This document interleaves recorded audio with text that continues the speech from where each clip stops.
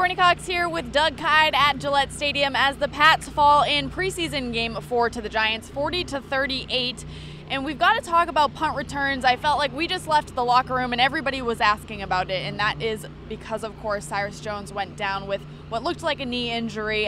So you look at that injury in the last game of the preseason. What does that say to Pats Nation? It's not great. It's not ideal. I'll say that. The Patriots basically came into training camp with 3 possible options as punt returners. That was Danny Amendola, Julian Edelman, and Cyrus Jones. In consecutive weeks, Cyrus Jones and Julian Edelman have suffered what appears to be season-ending knee injuries. So Patriots kind of have to reshuffle a little bit at this point.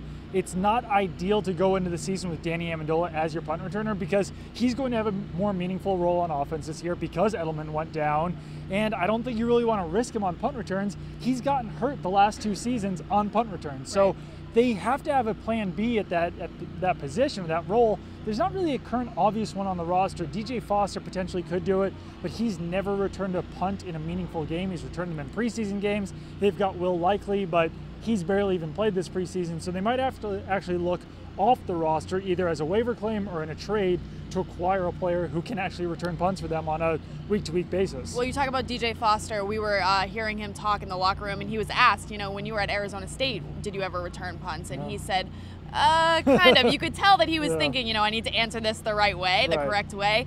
And he said, yeah, a little bit. And it was interesting to hear them say, what's the difference between returning punts and doing kick returns? Yeah. So for him, he said it's completely different. Yeah, it's a whole different animal, and I think that a lot of people assume that, okay, if a guy can return kicks, then he can probably return punts, but it's a totally different trajectory, totally different catching the ball. So all these names are being thrown out like Dion Lewis, like DJ Foster, like guys who have never returned kicks or punts, and it's just not something that you can say like, yeah, go out there, catch a punt, because if you muff the punt, you can alter the game entirely. If the other team recovers the ball in their territory or in the Patriots' territory, then that can change the game. So you really need a guy back there who's dependable. So it's possible the Patriots could enter the season with Amendola basically just telling him, fair catch the ball, just make sure we get it, and then maybe move on from there and see if they can acquire a player or build up a player who they can trust in that role. So if you're Bill Belichick, that's probably your game plan.